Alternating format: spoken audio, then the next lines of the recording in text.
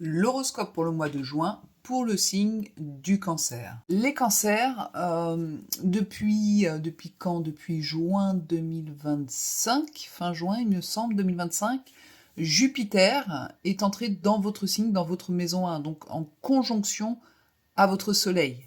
Cette année, Jupiter a pu vous apporter une expansion. Là, il faut regarder dans quelle maison se trouve votre soleil. Jupiter a pu vous amener une expansion, alors soit dans le domaine professionnel, soit dans le domaine sentimental, soit dans un autre domaine. Ça va dépendre de où se trouve votre soleil en maison. Jupiter a tendance à amplifier ce qu'il touche, c'est-à-dire votre soleil. Donc là, je dirais pas que c'est forcément en bien ou en mal, ça va dépendre de comment est aspecté dans votre thème votre soleil. S'il reçoit des carrés, par exemple, dans votre thème natal, à Saturne, à Uranus, à Pluton, ça a pu amplifier le carré que vous aviez au natal. Si vous aviez des bons aspects de votre soleil, et bien là, ça a pu amplifier les bons aspects que vous aviez en natal. Et pour ce mois de juin, eh bien Jupiter termine son passage dans votre signe. À partir de fin juin, il va entrer dans le signe du Lion et ça va être le signe du Lion, les ascendants Lion qui vont être concernés par Jupiter. Et pour ce mois de juin, eh bien Jupiter, toujours dans votre maison 1, est accompagné de Vénus, l'amour, le charme, et Mercure, la communication. C'est pas mal. C'est un mois important où vous pouvez plaire face aux autres. C'est un mois où vous rayonnez. C'est un mois où on va vous voir. Vous êtes visible ce mois-ci. Donc je dirais que pour vous, c'est un mois où il est important de vous mettre en avant. Tout ce qui est lié aux amitiés, tout ce qui est lié au cercle social, au projet est porteur. Avec Mars dans votre maison 11, qui fait des aspects à Mercure, là on peut parler de projets, d'amitié qui sont porteurs pour vous ce mois-ci. Dans le domaine de la carrière, nous avons chez vous dans votre maison 10, ne faites pas attention aux maisons qui sont inscrites ici, ça ne vous concerne pas. Dans votre maison 10, la carrière, les projets pour les personnes qui sont en retraite, nous avons Saturne et Neptune. Et Saturne fait un carré à Mercure. Donc là, soit vous avez un projet, soit vous tentez une évolution, en tout cas dans le domaine de la carrière, soit vous avez un projet. Là, tant que Saturne est au carré de Mercure, c'est un peu compliqué. Il y a quelque chose qui freine ou qui ne peut pas prendre. Et ça, c'est jusqu'au 14 juin.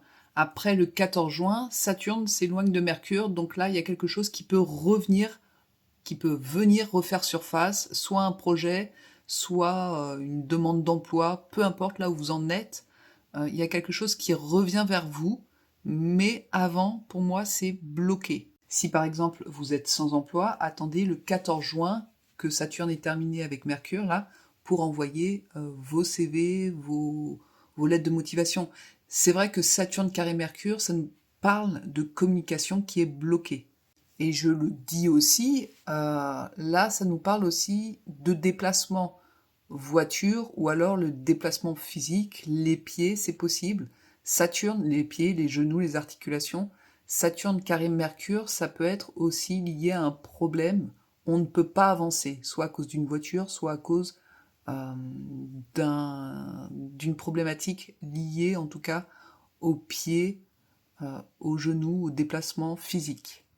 Dans le domaine sentimental, eh bien, Jupiter-Vénus, c'est sympathique là. C'est pareil, il va falloir attendre le 14 juin pour tous les signes, c'est le 14 juin où les choses se décoincent.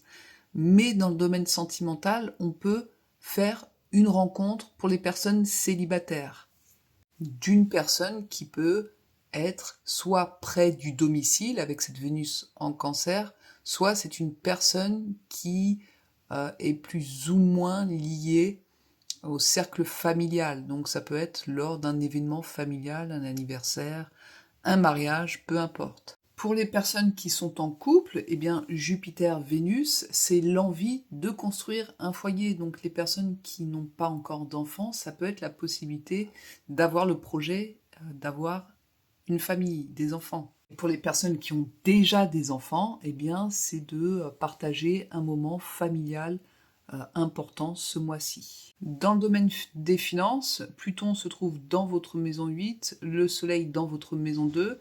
Là, il y a un focus qui se fait dans les finances.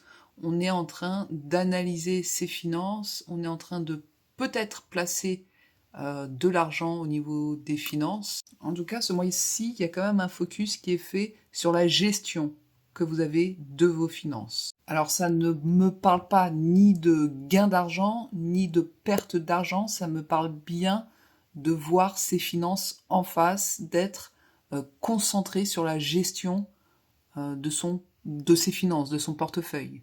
Ah oui, pour certains, ça peut être aussi, vous êtes dans l'attente d'une demande, d'un prêt, d'une somme d'argent.